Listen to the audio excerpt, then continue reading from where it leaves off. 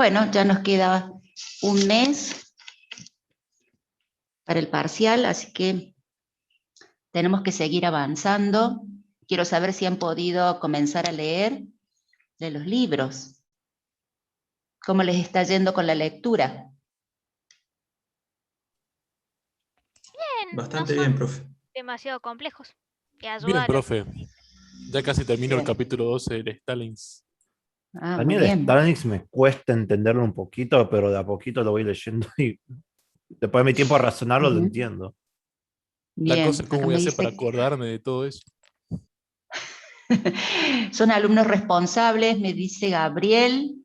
Muy bien. El tema es el siguiente, con una sola lectura no basta.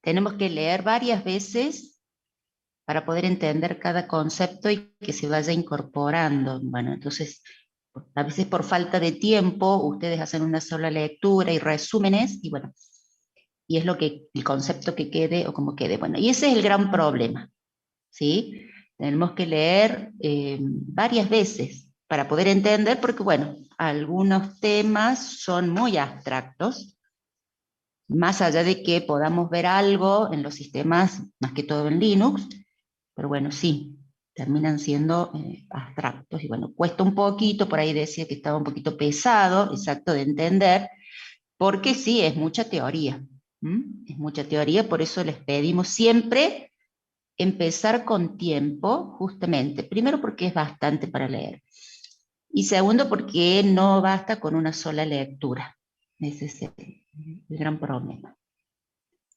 Bien, bueno, yo les subí la presentación de lo que habíamos visto en la clase pasada y que vamos a continuar en esta clase. Bien, vamos a retomar, de acuerdo a lo que vimos, vamos a hacer un pequeño repaso, a ver si hace falta ahondar un poquito más en cada tema, y después continuamos, ¿sí? No quería continuar directamente sin ver algunos temitas de inodo que puede llegar a costarle a ustedes. Por eso les Profe, preguntaba. ¿le puedo hacer una consulta con respecto a eso, a los inodos y dónde queda guardado? Usted nos dijo que se puede recuperar la información si nos queda un archivo sin enlace a inodo, pero todavía no está borrado. En teoría sí, no está borrado, entonces el dato, el contenido de ese bloque se podría recuperar, sí. No te puedo mencionar ahora qué utilidad en Linux, ¿no es cierto?, podés usar para poder reconocer ese bloque y volver a enlazarlo con el inodo que tenía. Bueno, se puede preguntar o averiguar cómo recuperarlo. Pero Sí, la justamente esa profe es del la práctico me idea. dijeron que no se podía y usted siempre o sea, yo con lo que había entendido era que sí se podía, pero bueno, tal vez en Linux no, pero en otros sistemas sí. En Windows sí. Claro. Están las utilidades que sí te permiten. Puedo averiguar en Linux y decirles la clase que viene. Lo voy a anotar, así eso nos queda pendiente. ¿Vos no hiciste una búsqueda en la web? Es que yo le pregunté a la... No, no busqué a profe, perdón. Yo le pregunté a la profe y me dijo que no, y yo, o sea, como que supuse tal vez en Linux no, pero en otros sistemas sí. Sí, no, siempre hay alguna utilidad para poder hacerlo, ¿sí? Ya vamos a buscar, a ver qué, o preguntar con qué utilidad se puede hacer, no tan solo de Linux, siempre hay empresas de terceros que proponen a lo mejor utilidades que te cobran, ¿no es cierto? Pagas, pero te permiten recuperar la información que está en el disco. Bueno, ahí ya lo anoté y vamos a averiguar para la próxima clase, así queda pendiente. Bien, ¿alguna otra consulta? Bueno, yo quería repasar un poquito a partir de los inodos, porque, bueno, a veces no queda todo bien claro, no sé si han llegado a leer hasta aquí. Fíjense que en esta filmina dice que el inodo es un bloque de disco que contiene ¿qué? Todos los atributos de un archivo y las direcciones de los datos. O sea, las direcciones de bloque donde está almacenado el archivo. ¿Ustedes saben lo que es un bloque de disco? ¿Alguien puede mencionarlo?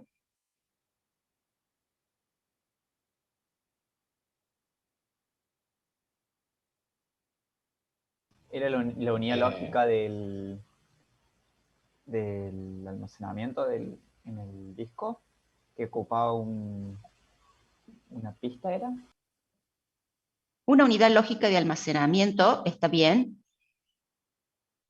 ¿Y es un conjunto de qué? De sectores. De sectores. De sectores. Muy bien, bien. Ese bloque está identificado con un número entero. ¿Existen en el disco una cantidad infinita de inodos? No. Es finita.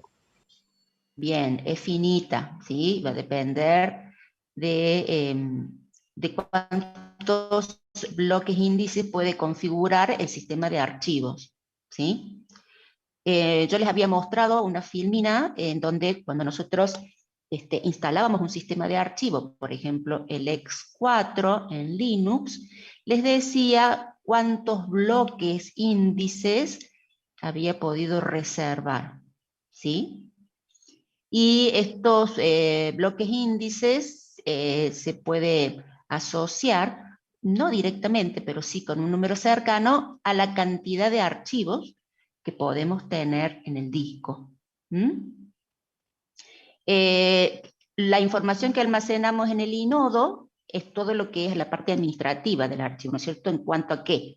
A los atributos del archivo y las direcciones de los bloques que tiene asignado el archivo en el disco, ¿sí? Fíjense que el último ítem dice que la información de qué bloques pertenecen a cada archivo está descentralizada en cada inodo, ¿sí? Y esto es lo que lo hace muy robusto. ¿Qué quiere decir esto? Que no es como en el caso de la tabla FAT de DOS o de los primeros Windows, donde toda la tabla del sistema de archivo tenía que estar presente en la memoria. Aquí solamente necesitamos el inodo asociado al archivo, ¿sí? Y es lo que sube a memoria y es lo que se lee. Por eso todo esto está descentralizado y eso es lo que es una gran ventaja, ¿sí? Porque no tenemos que tener presente todos los inodos presentes en la memoria, para poder acceder a los archivos. Bien. Bueno, esto es lo que les decía recién. Bueno, ese era el ejemplo de cuando se instala, por ejemplo, el sistema de archivos X4, de todos los bloques que puede reconocer el disco, ¿sí? Ha separado esta cantidad de inodos, que son 244 millones de inodos o de bloques índices. No todos van a estar asociados a los archivos. Recuerden que algunos se van a utilizar como índices directamente en lo que es la indexación simple, doble o triple, en toda esta estructura, ¿cierto?, que estamos utilizando. Bien. Fíjense, este sería un bloque índice donde tenemos en la primera parte atributos. ¿A qué llamamos atributos? ¿Alguien lo puede ejemplificar?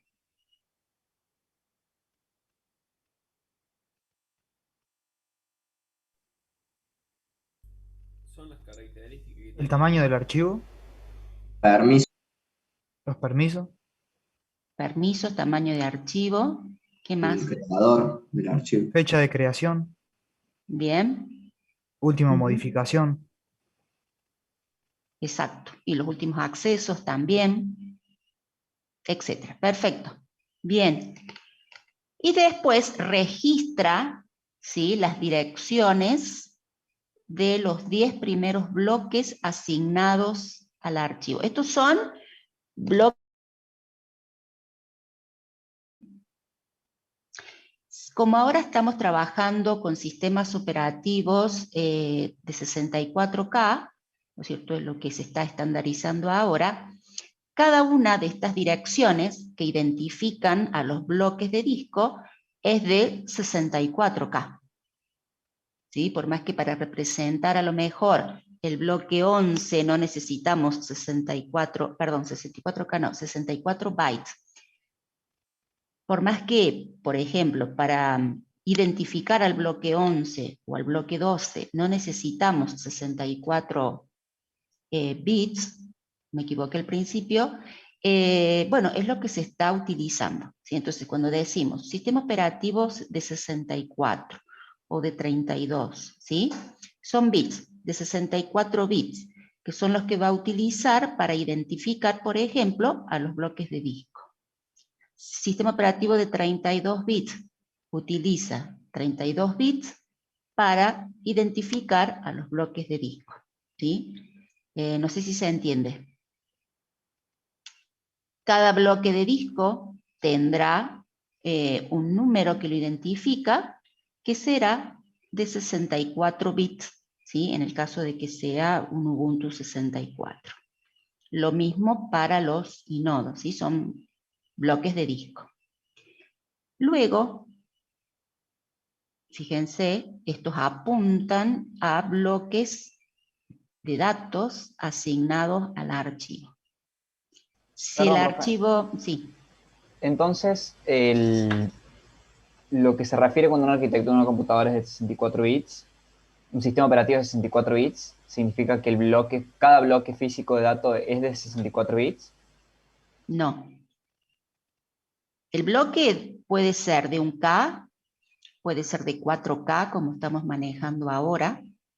El tema es que el número que identifica el bloque es de 64 bits. ¿Bien? El identificador. Exacto, el identificador. Eso Profe, quiere decir... disculpe, ¿eso no tenía que ver con cuántas líneas había en el bus de datos? Lo del 64 bits. ¿O me estoy confundiendo conceptos? No, todo está relacionado con la arquitectura del microprocesador, ¿sí? Lo que pasa es que a veces los microprocesadores tienen registros más grandes y el manejo que hagan de ese hardware está acotado o limitado por lo que pueda llegar a ser el sistema operativo.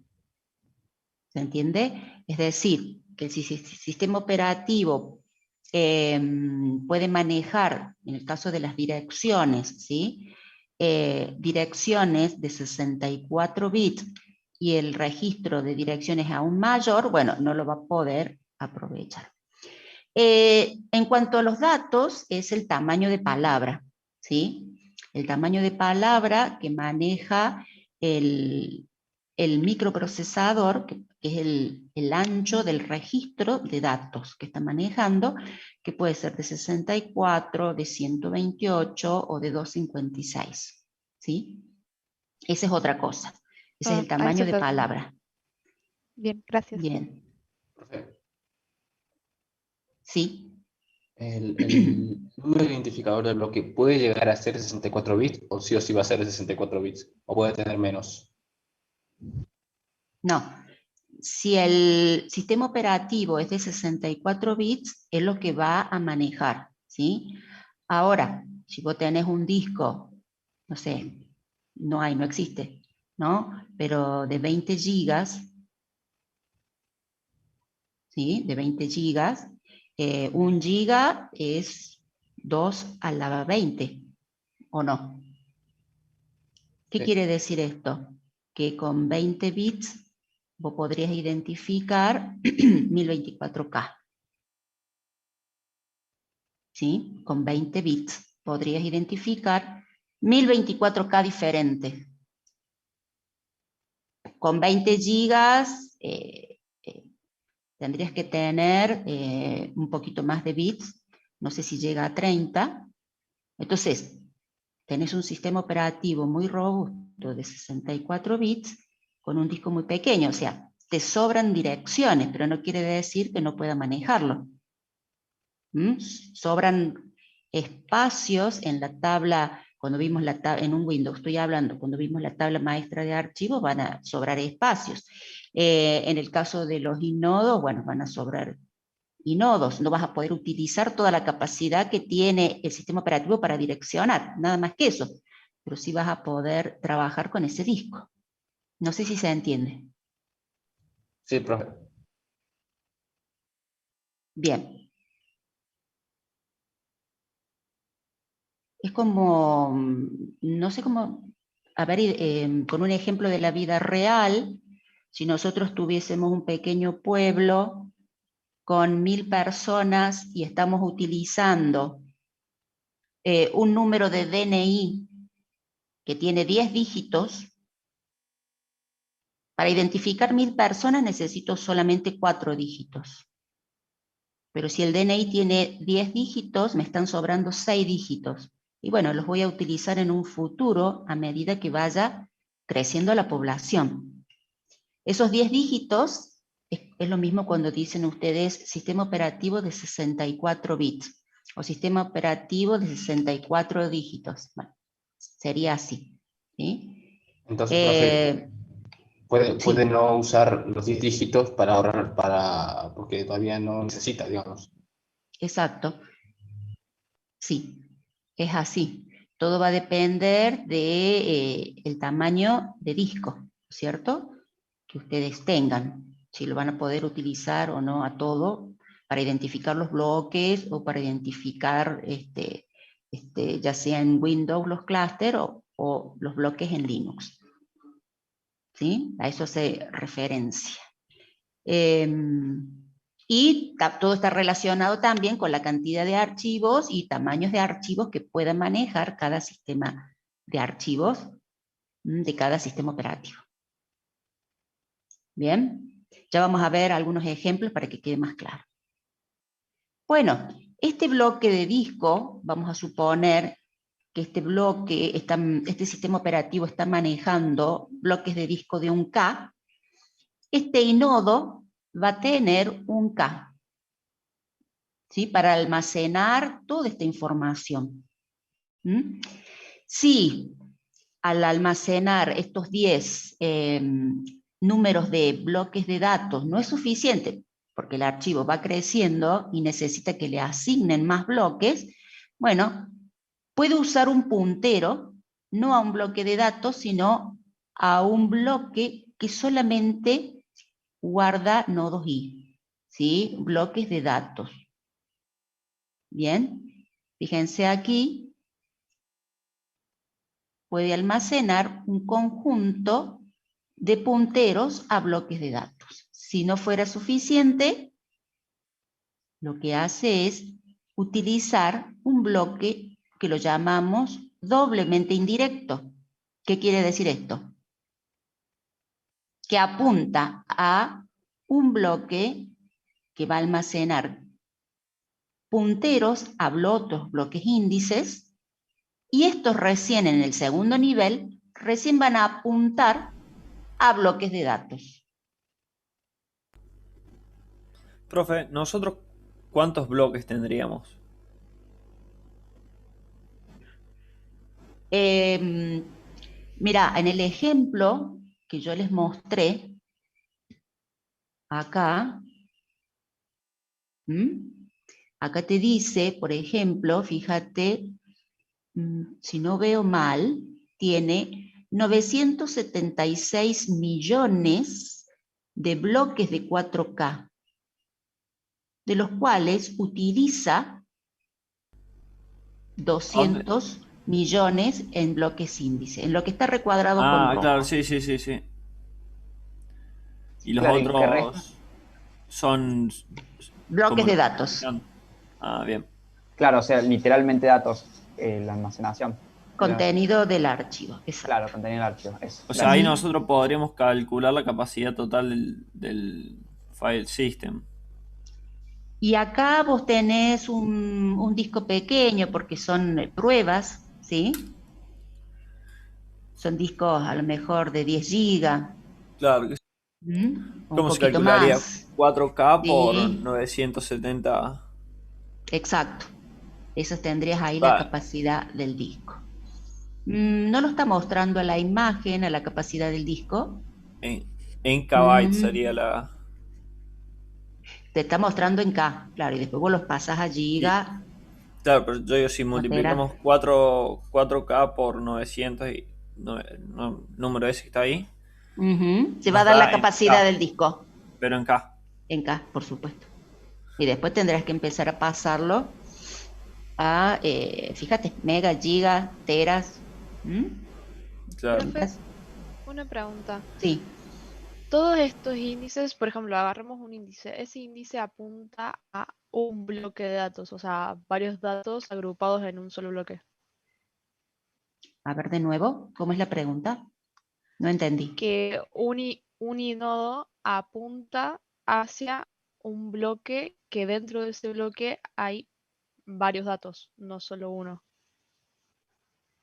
En el caso de un bloque de datos como los que son los anaranjados, ¿sí? Si estamos manejando, como en el ejemplo anterior, de la filmina anterior, bloques de 4K, cada uno de estos cuadraditos anaranjados son 4K. El Claro. bloque índice es de 4K. Los bloques, estos índices que yo estoy señalando, para el simplemente indirecto, o para el doblemente indirecto, para el triplemente indirecto, todos son bloques de 4K. Los bloques de datos son bloques de 4K. Todos van a tener el mismo tamaño, sean bloques para datos o bloques índices. ¿Sí? No sé si eso es la Genial. pregunta. Sí, me quedó claro, gracias. Bien. Profe, nosotros en el anterior teníamos 200 y, no me acuerdo, 2 con no sé qué número asignado a índices. Los que están en índices, ¿los Sí. otros están libres? Los otros están libres inicialmente, son para asignarle a los archivos, ¿sí? El contenido. Exacto. Y Claro, separa si encuentra nosotros... bloques dañados, ¿sí? Con información corrupta. Bueno, eso sí los separa y no los O sea, utiliza. los que tienen asignado un inodo pueden tener un archivo. O sea, ¿o no? Cuando se crea un archivo, de esos 200, a ver cómo era, de todos estos bloques de inodos, Sí. que son 244 millones, cuando se crea un archivo, se toma un inodo y se lo asigna al archivo. Por eso cuando se crea un archivo se le asigna un número. Ese número corresponde al inodo asignado a este. ¿Sí? Claro, En sería el ese primero. inodo asignado, ¿sí? En ese inodo asignado se almacenan los atributos del archivo y las direcciones o identificadores de bloque en donde se almacena el contenido del archivo. Existe una tabla de inodos donde se va registrando los inodos que están asignados y otra tabla de inodos libres. Claro, sí, que también está el mapa de bits y eso. Exacto. Pero, o sea, en los bloques de datos físicos ahí tendríamos lo que es el archivo, o sea, en sí. Exacto, ¿O no? son bloques de datos, ¿sí? Y en el bloque de disco estarían los inodos que son donde apuntan las... Todos son bloques de disco, ojo. Claro, sí, pero Nada unos más son que este es el inodo, donde dice bloque de disco es inodo, ¿sí? que apunta a un lugar para que el Claro. sistema lo encuentre. Exacto. Son bloques, todos son bloques Yo físicos, lo que tengo la duda bloques es, de disco. usted nos mostró arriba que los 200 y esos y algo serían Sí. parte del bloque de disco que apuntan a la otra parte. Si vas a hacer la diferencia te quedan un montón de bloques. Exacto, el total son 976 millones. De 900. ahí se toman 244 para inodos. Ah, bien. ¿Y los otros pueden estar asignados o no? O sea, Los en otros eso... son para asignar a datos. Ah, bien, a bloque de datos sería. Exacto. El resto es para bloque de datos. Perfecto, profe. Yo pensé que estaban libres los otros. O sea, como que no tenían... Inicialmente están libres. Claro, sí, pero yo lo que entendí era que como si tuviera los otros se les fueran asignando en otro momento y nodos, pero no se le van a asignar en otro momento y nodos. No sé si me explico. No, no te explicas. Todos estos bloques de datos están libres inicialmente. Cuando el archivo se crea, se le asigna un inodo, y se guarda toda la información del archivo, y se le asigna bloques de datos que son esos 700 millones que te quedarían de diferencia, de ahí se van asignando para guardar el archivo.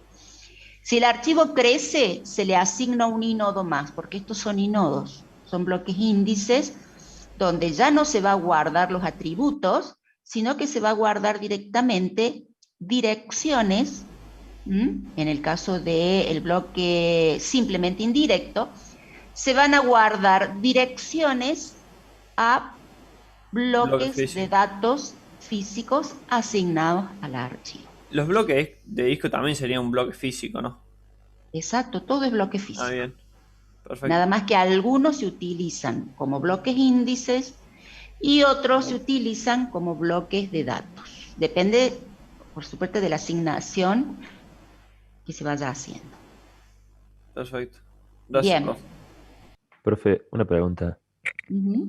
No sé si lo dijo. Los valores esos de los que se asignan para inodos y los que quedan para datos, ¿son fijos o o pueden variar? O sea, ¿se calcula la cantidad de inodos para tantos bloques de datos? Claro, depende de la configuración que se haga en el momento del formato, al darle formato al volumen. ¿Se entiende? Depende del tamaño del volumen. Claro, claro. Gracias. Me dice, un nodo puede tener asignado más de un bloque físico. Y fíjate que sí, me pregunta Juan Ignacio. Claro, sí, yo, profe, le pregunté porque sí, porque si no te sobrarían bloques, tendría que ser mitad nodos y mitad bloque de Este es datos, el ¿no? inodo, el primero es el inodo que identifica el archivo, ¿no es cierto? Que es este. Pero en el bloque simplemente en directo, que está en verde, es otro inodo, es otro bloque índice, ya no asignado, que identifica el archivo, porque el número que identifica el bloque no se lo utiliza para identificar al archivo, sino que se lo utiliza ese número, ¿sí?, para ser asignado como bloque índice en primer nivel, que se le dice, ¿no es cierto?, simplemente indirecto. Los verdes, los que están moraditos, los celestes, son todos inodos. Claro. ¿Mm? ¿Y ahí el sistema los cuenta como inodos o lo tomo como bloque físico de datos? Son inodos, no, son todos inodos. Perfecto. Los bloques de datos son solo los anaranjados. Sí. Una No, pero vez, digo el sistema cuando los cuenta. no los mezcla, porque cuando se instala el sistema de archivos, separa e identifica los que va a usar como índice y los que va a usar para datos. Después ya no los mezcla. Bien. ¿Sí? Porque tiene un número asignado cada bloque que lo identifica. Bien. Bien. Muy bien, O sea acá que tengo... sí, perdón. Sí, no sé qué querés preguntar. No, siga nomás, profe. O sea que sí se puede, si tiene asignado más de un... ¿Y hay archivos grandes que sí? Claro, sí. Gracias, profe.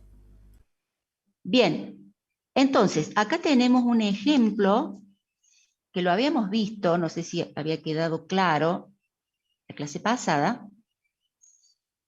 Les dice, si tenemos bloques de disco de 1K y manejamos direcciones de 32 bits, ¿sí?, tenemos que almacenar en un bloque índice, por ejemplo, simplemente indirecto, tendríamos que almacenar direcciones a bloques de datos, ¿sí? Entonces la pregunta era, ¿cuántas direcciones a bloques de datos podríamos almacenar aquí? Si estamos trabajando con bloques de disco de 1K.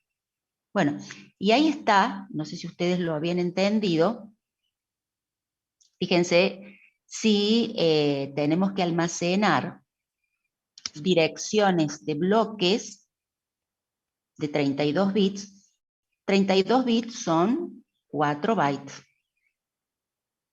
Bien, entonces, si todo el bloque tiene un K byte, ¿cuántas direcciones de disco puede almacenar? Y bueno, un K son 1024 bytes. 1024 bytes dividido 4 nos va a dar que podemos almacenar 256 direcciones de disco.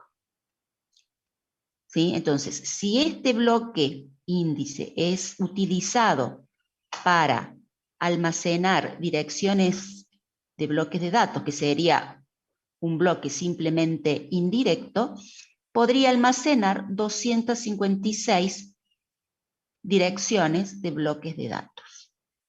¿Sí? Lo mismo para en el segundo nivel, doblemente indirecto. Cada uno de estos bloques de un K almacena 256 direcciones, ¿sí?, a bloques índices, o sea, puede apuntar a 256 bloques índices.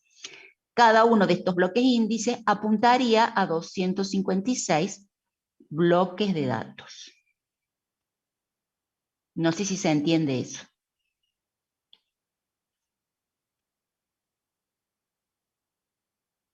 No sé si están haciendo los cálculos. Nahuel está pensando en el parcial. No está haciendo ningún cálculo. Profe, perdón, ¿lo puede repetir? Sí. Gracias.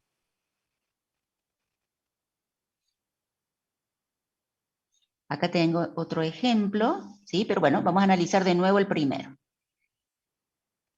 El parcial es unidad 1, 2 y 3. Hasta la unidad de procesos, ¿sí? O hasta lo que lleguemos a ver de procesos. Bien, porque bueno, falta un mes, pero creo que tenemos un feriado por ahí. Bueno, fíjense. Tenemos acá bloques de 1 KB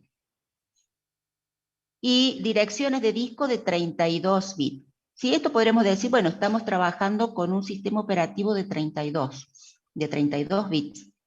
Entonces, a cada bloque lo identifica un número de 32 bits.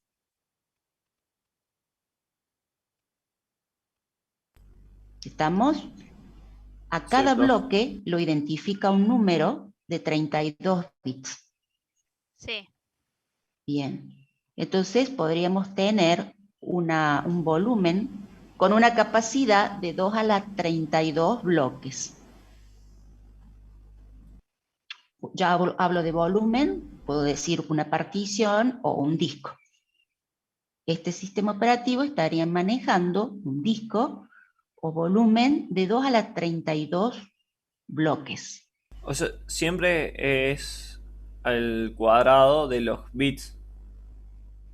Es 2 Sí, sería. elevado a la cantidad de bits. Perdón. O sea, si sería 64, sería 2 elevado a los 64. Exacto. La cantidad de direcciones máxima. Es la cantidad, exacto, de bloques que puede identificar. Claro, sí, porque no te dan los números, sino. Exacto. Cantidad de bloques que puede identificar. Bueno, si cada bloque es de 1 K y podemos identificar a cada bloque con 32 bits, o lo que es lo mismo, 4 bytes, cada identificador de bloque ocupa 4 bytes. ¿Cuántos puedo guardar en 1 K? Dividí 4 bytes. 1024, que serían la cantidad de bytes que tiene un K, dividido 4. Exacto. Y eso Ya, le va a dar 256. 256 direcciones de disco, o lo que es lo mismo, identificadores de bloques de disco. Eso es lo que vas a poder guardar. No me había dado cuenta de eso. Gracias, profe, y gracias, creo que era Juan. Bien, acá tenemos el otro ejemplo. Ahora fíjense que el tamaño del bloque se ha duplicado. El bloque de disco es de 2K. Sin embargo, la dirección de cada disco sigue siendo la misma, es decir, es de 32 bits o 4 bytes. Si en un K almacenábamos 256 direcciones, en 2 KB almacenaremos el doble de direcciones. 512 direcciones de disco. ¿Sí? Este en el caso para cuando estos bloques que estamos ejemplificando aquí se utilicen como índices de indirecto simple o indirecto dotar, porque está toda la parte para almacenar los atributos. ¿Profe? Sí. ¿Puede repetir eso último que dijo? Sí, lo último que dije estaba Sí. con un poquito inestable la conexión. Les dije que estos ejemplos son para el caso en que estos bloques índices sean utilizados como índices indirecto simple, indirecto doble o triplemente indirecto.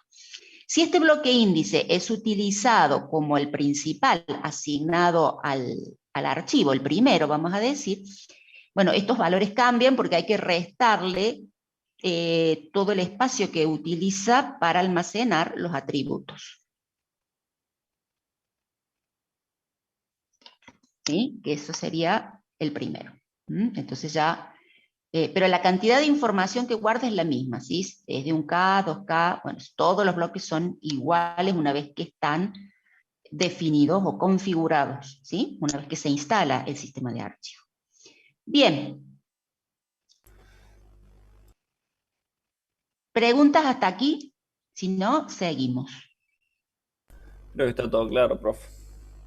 Bien, me dice Eric, hablar más de bloques, de 3 bloques indirectos.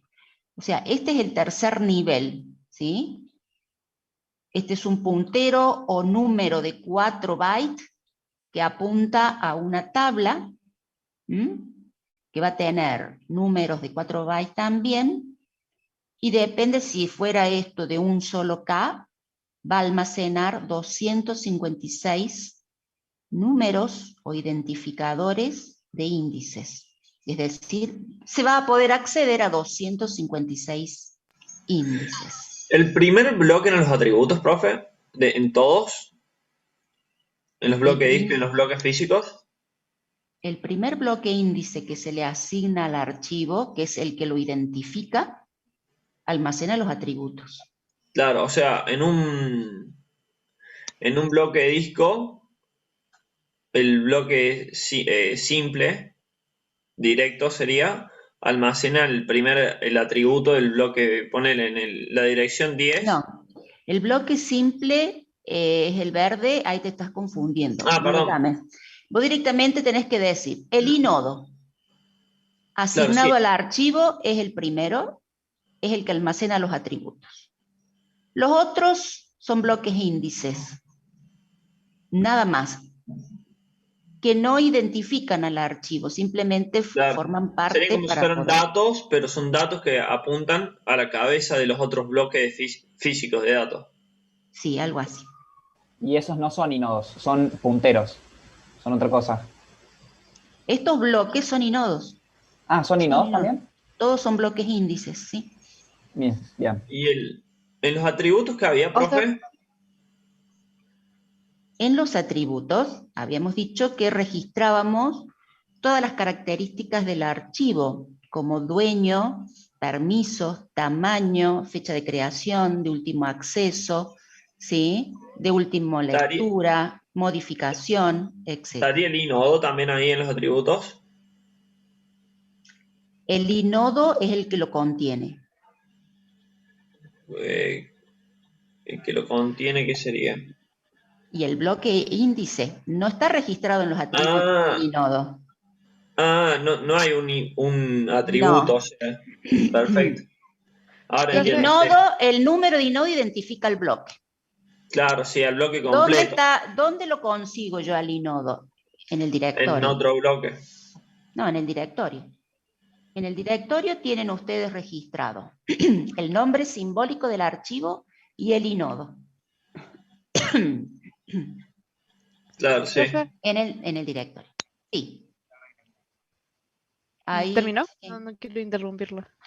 Pueden ir levantando la mano porque así es Ok. mejor. Levantan la mano y yo le doy la palabra. Decime. Ok.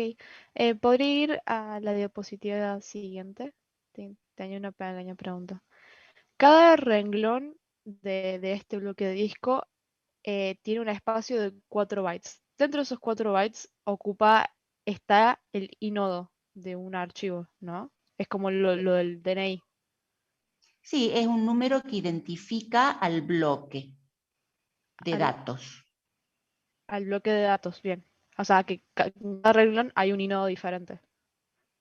Y son Sí. 256 renglones, entonces 256 Ujú. inodos dentro de este bloque, porque pesa un Sí, kbyte. exacto, exacto. Ah, bien, gracias. Ahora, no quiero que ustedes se confundan, O sea, el nodo porque está vos dentro. decís inodo. Nosotros Ujú. utilizamos la palabra inodo para identificar al bloque índice. ¿Sí? Sin embargo, los bloques de datos tienen un número que los identifica, que no lo llamo inodo, lo llamo identificador de bloque. Pero ¿para qué? Para poder diferenciar a los bloques que voy a usar como índice para toda esta administración que hace el sistema operativo y los bloques que voy a utilizar para datos o contenido de los archivos.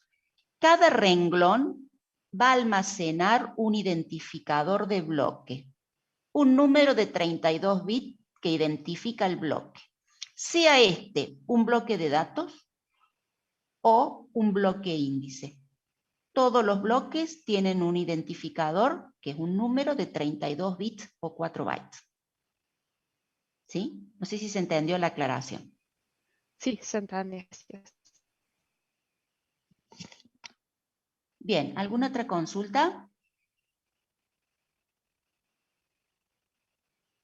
Bueno, vamos a pasar entonces al sistema de archivos NTFS, que lo habíamos visto la clase pasada. Lo vamos a analizar un poquito más. Este es un sistema de archivo que tiene características nuevas, tiene características con respecto a la seguridad y a la consistencia de los archivos. ¿Recuerdan alguna de ellas que vimos la clase pasada? ¿Cambio de presentación, profe? Ay, sí, perdón, ahora le voy a compartir, perdón. Cambié de presentación y no lo compartí. Ahí está. Les decía, ¿cuáles eran las características de este sistema de archivos? ¿Recuerdan? La Sí. recuperabilidad, la tolerancia a fallos y la compresión. El cifrado de archivos. Cifrado, muy bien. Como está separado por un sector de arranque, un master file system, el archivo del sistema y los archivos. Bien. La compresión y el cifrado en este sistema de archivos aparecen como nuevos atributos. Así como nosotros podemos utilizar algunas aplicaciones para compactar, otras para cifrar, ya este sistema de archivo les permite en propiedades habilitar estas dos actividades como atributos propios de los archivos. ¿Sí? Entonces ustedes pueden guardar en su disco un archivo compactado o un archivo cifrado.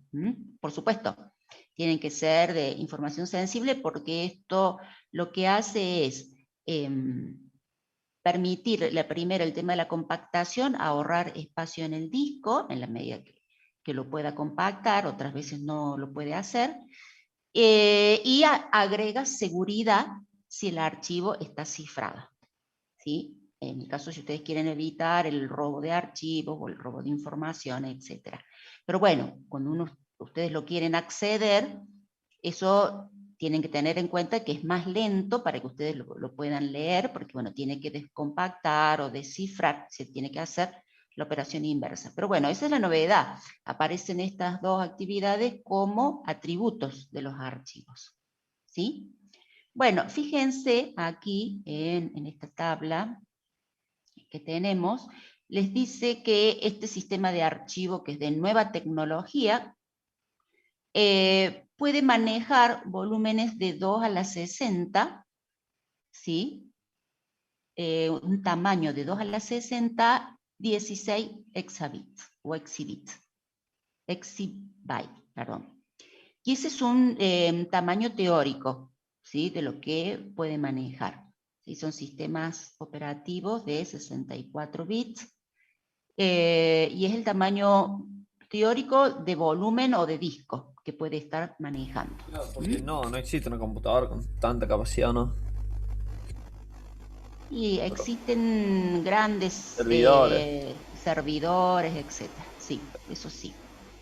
Pero, bueno, lo maneja como un límite teórico porque tampoco conviene tener un solo disco de semejante tamaño. Lo que tenemos son particiones. Lo particionamos y es más fácil manejar los discos de esa manera. ¿Mm? Por eso la capacidad de direccionamiento es esa que tiene el sistema operativo, el sistema de archivo de este sistema operativo, ¿sí? ¿Y eso así tan grande es porque fue pensado para poder extenderlo en el futuro? Claro, ya sí. Incluso tenemos algunas pruebas hechas. El hardware permitiría manejar, ¿sí? No 64, sino 128 bits. Pero bueno, el sistema operativo todavía no lo está tolerando. Entonces, bueno, se está trabajando con límites teóricos, pero en todo lo que es el acceso no conviene que sean unidades tan grandes, ¿sí?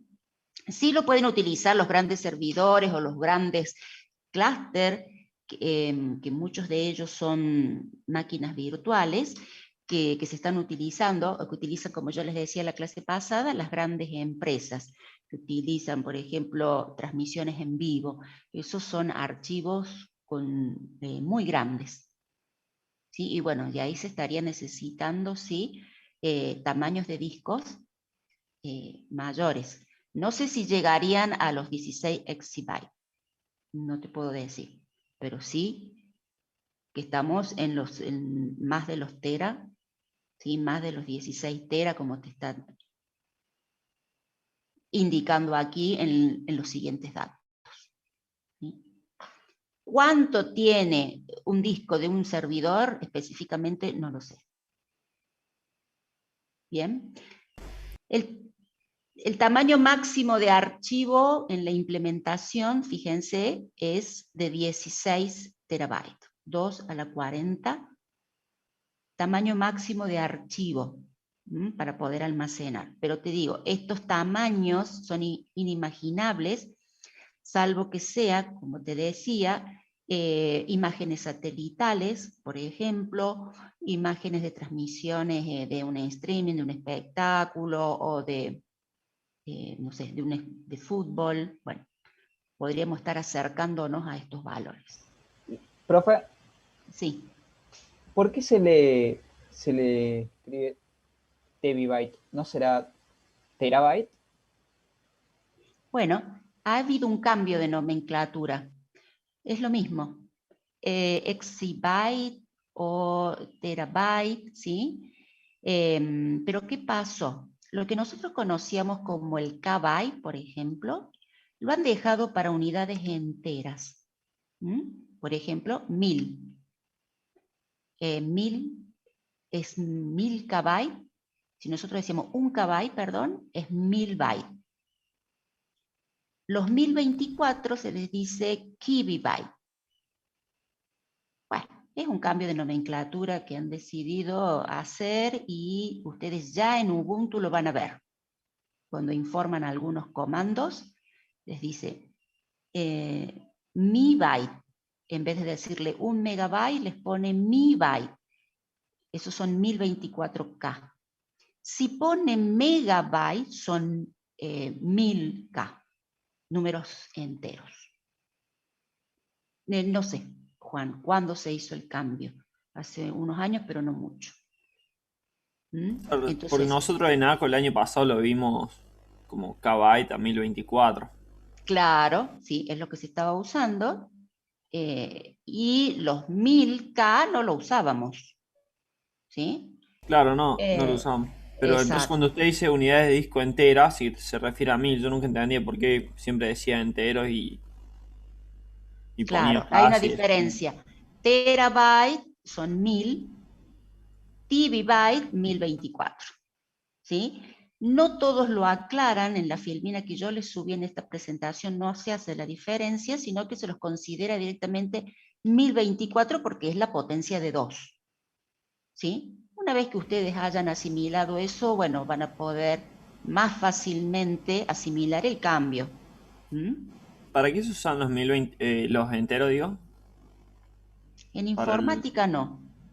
Ah, joder. Porque no hay ninguna potencia de 2 te da 1000. Claro, por eso. O sea, ¿por qué el cambio? La verdad que no he investigado. Sé que han hecho ese cambio, incluso los comandos de Linux, como te decía, en las últimas distribuciones, por ejemplo el Ubuntu que ustedes deben haber instalado, el 18, el 20, ya informan con el cambio ya. Sobre todo en las unidades de medida, cuando vean los comandos de memoria, ya lo van a ver. ¿Bien? Bueno, seguimos. Entonces vamos a seguir analizando esto. Bueno, acá esto es lo que yo les subí. Fíjense que, bueno, acá no está el cambio reflejado. Seguimos hablando de los 1024 bytes, que son 1 kilobyte, que son potencias de 2. Ya cuando veamos memoria podemos ya hacer el cambio. Bueno, esta era otra característica de NTFS. ¿Alguien me puede comentar sobre el tema del registro de transacciones? ¿Qué recuerdan?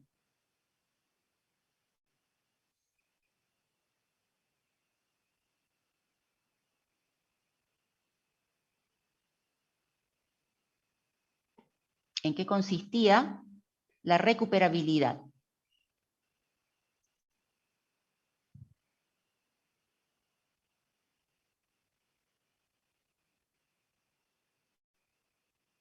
Parece que no, esta parte no la han leído.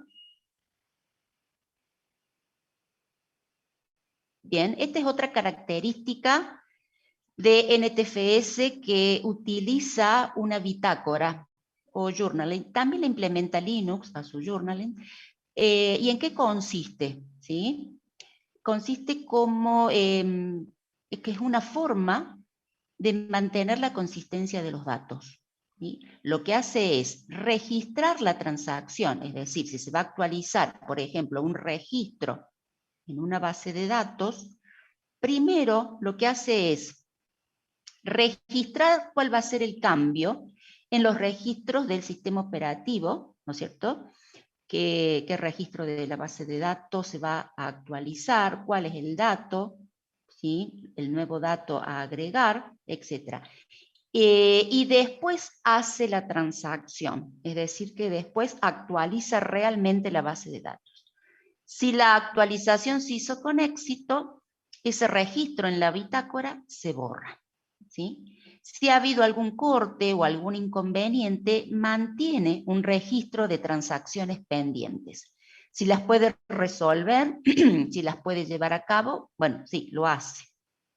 Si no, vuelve o queda la base de datos sin tocar, y bueno, ya ahí es posible volver a hacer los cambios.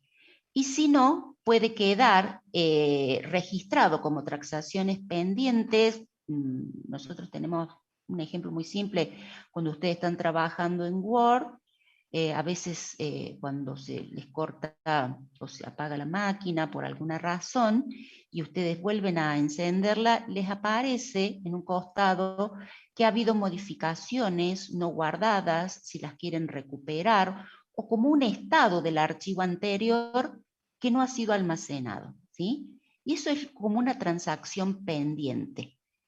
Bien, y ustedes lo pueden asimilar o lo pueden descartar. Esto es el nuevo concepto de la recuperabilidad en lo que es las transacciones.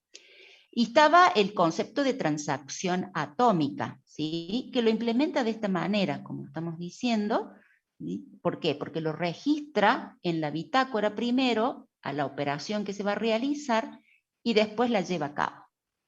Una vez que la lleva a cabo, recién ahí el registro de la bitácora se borra. Bien, en cuanto a recuperabilidad. Otra característica del NTFS era la compresión de archivos, que yo sé, algo lo habíamos visto. Este es un atributo del archivo para que pueda ocupar menos espacio. Para poder comprimir el archivo se van tomando de 16 bloques y se aplica el algoritmo de compresión. Generalmente, como les decía, se toman, por ejemplo, el espacio que se repite mucho o algunos caracteres que se repiten, se los deja una vez y se registra en qué lugar van las repeticiones. Lo que hace el algoritmo es, si lo puede reducir al menos un bloque, lo almacena comprimido y si no, lo deja como está. En la siguiente filmina yo les voy a explicar aquí el ejemplo que tienen. Fíjense, el archivo original descomprimido ocupa desde el bloque 0 al bloque 47. Es decir, que estaría ocupando 48 bloques.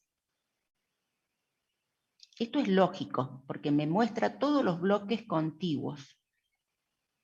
Lo físico, lo que realmente está almacenado, está aquí abajo, donde dice dirección de disco. Entonces, ¿qué hace el algoritmo de compresión? Toma del bloque 0 al bloque 15, ahí son 16 bloques, y los comprime. Fíjense que en este ejemplo pudo comprimirlo 8 bloques, y deja 8, del bloque 0 al 7. Entonces pasa de tener 16 bloques a tener 8. Del 0 al 7, porque está comprimido. Cuando lo graba, esto todo es a modo de ejemplo, ¿no es cierto? Todos estos números. Cuando lo graba, lo va a guardar en el disco, desde el bloque 30 al 37. Ocupa 8 bloques, esa porción del archivo. Luego toma los siguientes 16 bloques, del 16 al 32, al 31 en realidad. Son 16 bloques más, y el algoritmo de compresión no lo pudo reducir, lo deja como está. Y lo guarda en el disco desde el bloque 40 al 55, ahí son 16 bloques. Y toma los últimos 16, del bloque 32 al 47, y lo comprime. Ahí reduce 8 bloques más, ¿sí? Y lo va a guardar en el disco desde el bloque 85, 8 bloques más, hasta el 92. ¿Sí? Esto es un archivo comprimido, pero fíjense que guarda en forma contigua, pero de a porción, ¿sí? La primera porción comprimida está contigua, la segunda está contigua también, y la tercera, que está comprimida, está contigua. A modo de ejemplo esto, ¿sí? Bueno, ¿qué pasa? ¿Cómo se almacena esta información en la tabla maestra de archivos? Recuerden que NTFS tiene una tabla maestra de archivos. Cada registro de la tabla maestra de archivo puede almacenar información sobre un archivo. Toda la primera parte, que la llamamos metadatos o información sobre el archivo, está aquí, después la vamos a ver. Y el resto es para poder registrar en qué parte del disco está el archivo. En la tabla maestra de archivos, cada una de estas entradas, que las vamos a llamar registro, es de un K. ¿Bien?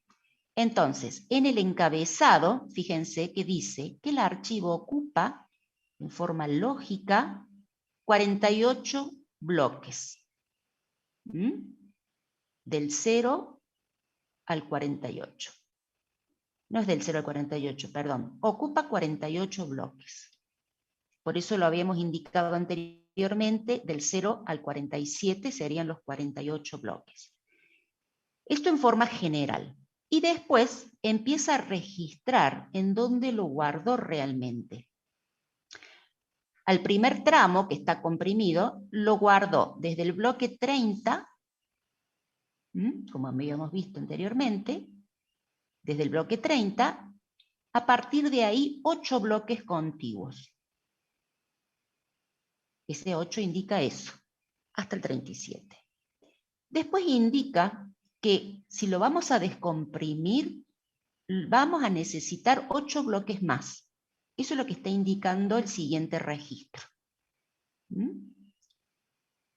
Que son los 8 bloques que se habían desaparecido aquí, porque estaba comprimido.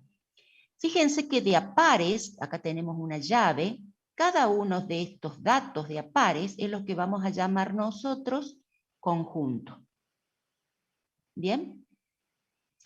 El siguiente tramo no está comprimido, se almacena desde el bloque 40 y se le asignan 16 bloques contiguos, hasta el 55. El tercer tramo se registra a partir del bloque 85 y ocupa 8 bloques contiguos, pero ojo, si vamos a descomprimir esto, vamos a necesitar 8 bloques más libres. Eso es lo que está indicando todo este registro, que es una entrada de la tabla maestra de archivos. Como les decía recién, cada una de esta información que la tomamos de a pares, esto por ejemplo, este dato 48, o desde el bloque 30, este número 30 que identifica un bloque, ocupa, ¿sí?, 64 bits. Bien, este número 8 ocupa 64 bits dentro de este registro. Por lo tanto, cada uno de estos conjuntos, ¿cuántos bits ocupará? ¿Qué les parece?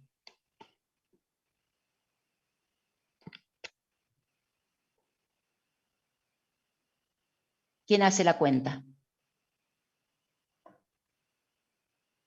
A ver, chicos.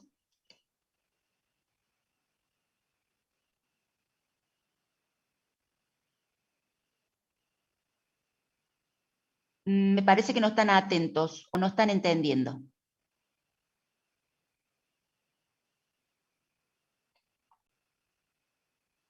Acá me está respondiendo David, 128 bits. Bien, cada uno de estos conjuntos ocupa 128 bits. O lo que es lo mismo, 16 bytes. Entonces yo acá tengo 16 bytes, otros 16 bytes, otros 16 bytes en cada uno de estos registros. Toda esta información puede tener como máximo un K. Si necesitara otro registro más para seguir trabajando con este mismo archivo, acá mismo tendré que almacenar un puntero hacia el próximo registro que pertenezca a este mismo archivo. Y se va formando dentro de la tabla maestra de archivos como una lista enlazada. No sé si recuerdan lo que era una lista enlazada.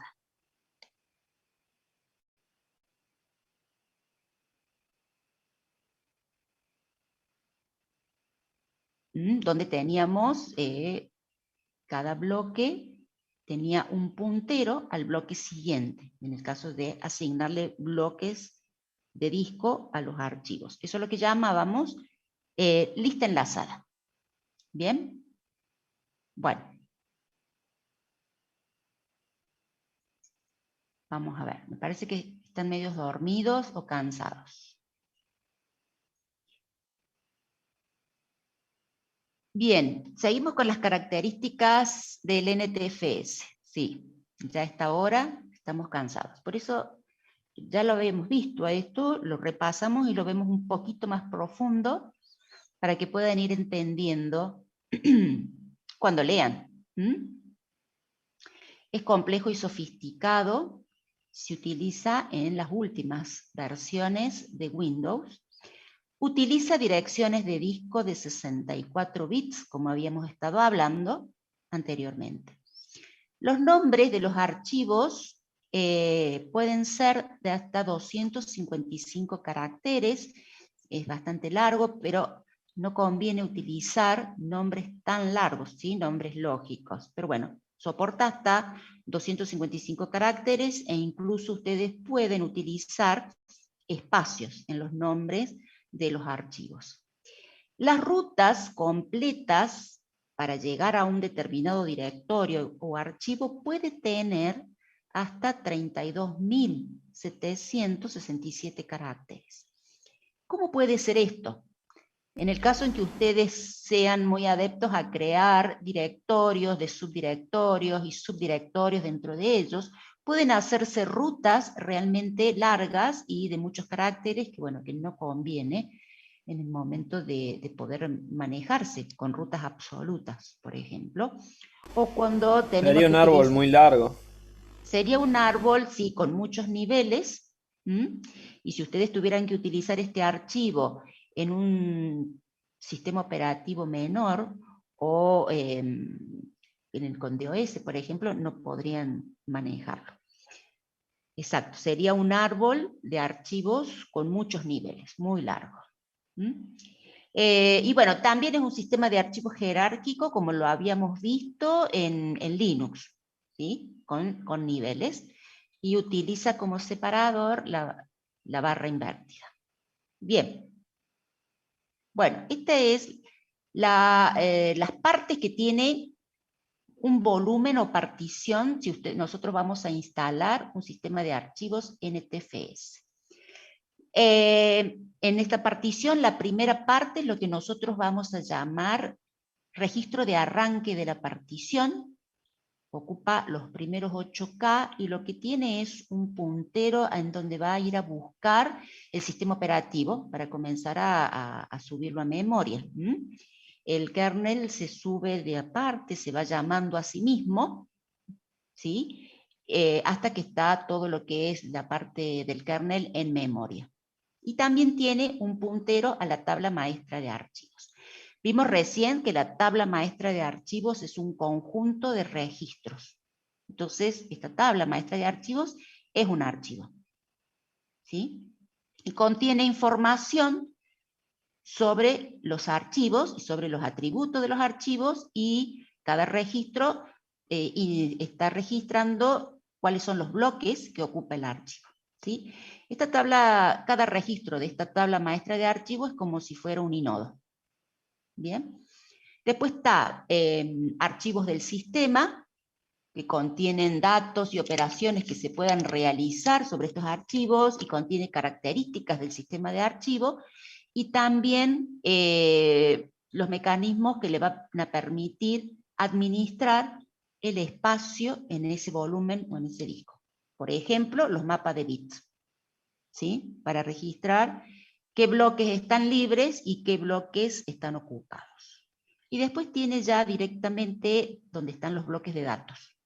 Los bloques que pueden ser asignados a los archivos. ¿Bien?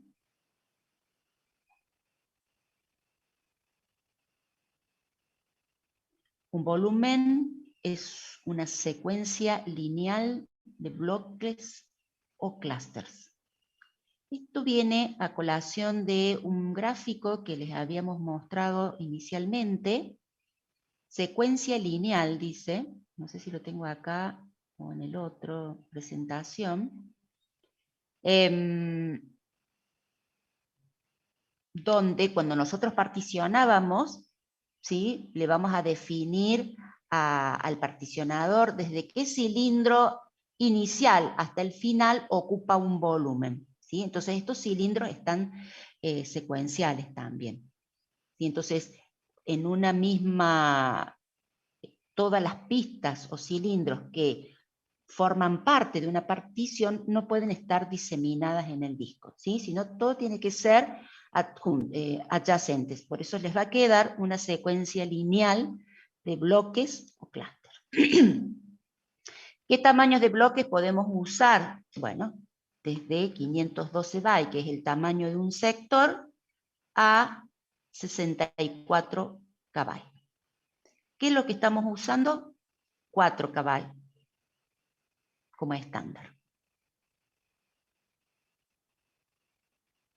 Bueno, empezamos a hablar de la tabla maestra de archivos. Es un archivo, como les decía, porque es un conjunto de registros, ¿sí? Es un archivo de 2 a la 48 registros como máximo. Es decir, que puede tener, tener 2 a la 48 entradas, que son 256 terabytes. Si cada registro tiene un K, dentro de esta tabla o dentro de este archivo, podríamos tener 268 millones y algo más de registros en esta tabla. En cada registro podemos almacenar información de un archivo, ¿sí? Pero esto no es tan lineal porque a veces algunos archivos pueden consumir o necesitar más de un registro de la tabla, ¿sí? Para poder detallar todos los bloques que están ocupando estos archivos. ¿Sí? Entonces no es tan lineal, decir, puedo tener 2 a la 48 archivos. No, hay algunos archivos que me pueden ocupar más de un registro de esta tabla. Profe. Sí. ¿Tiene solamente archivos de un K o no? No tiene archivos más tiene grandes. registros Perdón, de un K. registro. Eso. Registros de un K. Exacto. La podemos imaginar como que cada línea de este archivo Sí, es de un 48 K. y tendría 48 renglones, básicamente. 2 a la 48 renglones. Perfecto. O sea, 268 millones de renglones. 268 millones y algo más de renglones. Cada renglón es de un K. ¿De acuerdo? Cada registro es de un K. ¿Qué va a guardar en cada registro? Atributos de los archivos. ¿Sí? Y una lista de las direcciones de bloque que tiene asignado el archivo. Lo habíamos visto. Se los voy a mostrar nuevamente. Aquí. Esto es un registro de la tabla maestra de archivo, o un renglón. Esto tiene un K. ¿Sí? Tenemos nombre de archivo y la información de estándar que hace referencia a los atributos de los archivos y algunos metadatos. Y todo lo demás corresponde a registrar qué bloques está ocupando en el disco el archivo. Si necesito más espacio, porque el archivo está muy diseminado en el disco, tendré también un puntero a otro registro dentro de esta misma tabla, en donde yo continúo registrando los bloques que ocupa el archivo. Necesito entonces el archivo más de un K en la tabla maestra de archivo para poder registrar en dónde está. Si este registro, nosotros buscamos una similitud, este registro puede ser como el primer inodo que se le asignaba a un archivo. Y si necesitamos registrar más, le asignamos otro registro, que es como asignarle otro bloque índice, solo para índices, ya no se registran los atributos, sino solo se va a registrar en la otra entrada de la tabla, seguimos registrando estos conjuntos, ¿sí? En qué parte del disco está el archivo. Bien. Los primeros 16 registros dentro de esta tabla maestra de archivos corresponden a archivos de metadatos, ¿sí? de NTFS. ¿Cuáles son los metadatos? Bueno, acá tenemos algunos de ellos, no hace falta que ustedes lo sepan, ¿sí? Por ejemplo, uno de los metadatos, el número 6, corresponde al mapa de bits, que lo que va registrando son los bloques libres, por ejemplo.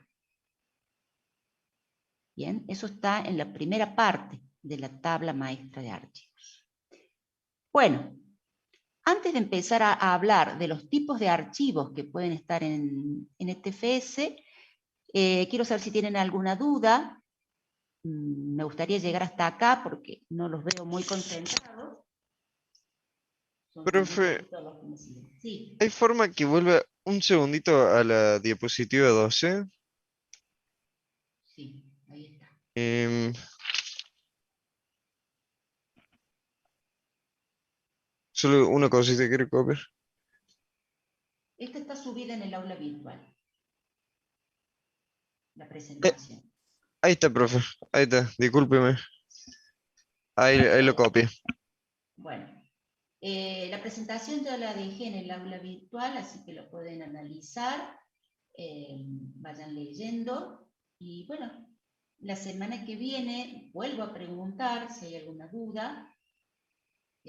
Bueno, fíjense que hemos estado muy atentos a los números, a las potencias de 2, bueno, como para ir entendiendo un poquito de esto de lo que es los tamaños de bloque, la capacidad de un disco, de un volumen o de una partición, etc. A veces son números bastante grandes, por eso a veces cuesta un poquito. Bueno, chicos, Profe, ¿alguna consulta? Sí. perdón, le escucho un poco lejos. Ah, sí, perdón. Disculpen, había movido el micrófono. No, les decía que en esta parte nos estamos abocando un poquito a los números, a las potencias de 2, para tener una dimensión de lo que es un bloque y de lo que estamos guardando, ¿sí? La cantidad de información que guardamos en ese bloque. A veces se resulta un poquito difícil porque estamos manejando tamaños grandes, números grandes, ¿sí? 2 a la 48, 2 a la 64, bueno, y a veces cuesta manejar esa cantidad de números y llevarlos a byte después, o a bit más todavía. Entonces, bueno, la idea es que ustedes puedan leer, repasar lo que necesiten en cuanto a las numeraciones, a los tamaños de bloque, etcétera, y a las medidas. Y bueno, ya estos ¿Qué nos quedaría en la conceptos. unidad 2, profe, la administración del espacio en disco?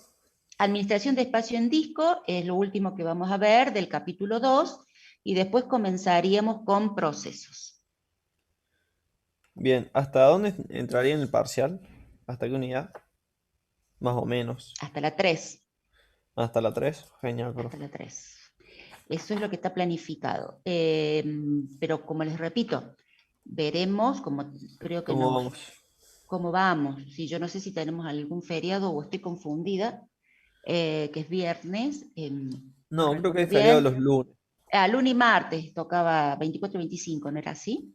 No sé, una profe que tenemos los lunes nos dijo que teníamos feriado. Sí, profe, es 24 y 25. 24 y 25 de mayo, entonces bueno, andaríamos bien con los viernes, que nos quedarían 4 viernes, y ya para terminar archivos y comenzar con procesos. Quizás no alcancemos a ver todo procesos, porque ustedes tienen el parcial el 4 de junio, pero bueno, como siempre, evaluaré hasta donde lleguemos. Genial, profe. Pero es importante que ustedes vayan leyendo. Esas 4 semanitas que les quedan se pasan volando, como agua. Sí, aparte Más cuando tienen un parciales. montón, exacto, tienen muchos parciales, otras materias, entregas de trabajo práctico, etcétera. Entonces, ¿qué es lo más importante? Ir leyendo de a poco. Bueno, como yo les digo siempre, si voy a ocupar el tiempo viendo series y jugando a la computadora, no tengo que quitarle tiempo al estudio, tengo que quitarle tiempo al ocio. Lamentablemente, esa es la vida del estudiante. Pero no anularlo al ocio, ¿no? Siempre un poco de distracción viene bien. Bueno, chicos, nos vemos el viernes que viene, nos reencontramos. Está difícil, dice para Juan Pablo, este tema. Bueno, hay que seguir leyendo. Bueno, hasta el viernes, chicos. Muchas gracias por la atención. Gracias a usted, profe. Pongan presente en el chat antes de Bien. irse y nos reencontramos. Chao, profe. No. Hay muchos que se conectan ya con el legajo en la identificación. Ay, sí, tiene razón. Le vengo Si haciendo no, la misma pregunta hace como 3 viernes, perdón. sí. Si no, sí, agrega el legajo. Bien, Dale. nos Si estamos no, viendo. seguro siempre pongan el ojo, ya está. Y sí, más práctico. Perdón, profe. Discúlpela. Problema. Que tenga buen día. Bueno, buen fin de semana realmente. Gracias, igualmente. Descansen mañana, 1 de mayo. Sí, feliz día adelantado. Y para los que Igualmente. trabajan también. Cierto, feliz día. Ser estudiante es trabajar también. Sí, ¿no? Sí, sí, sí, sí. Un poco sí.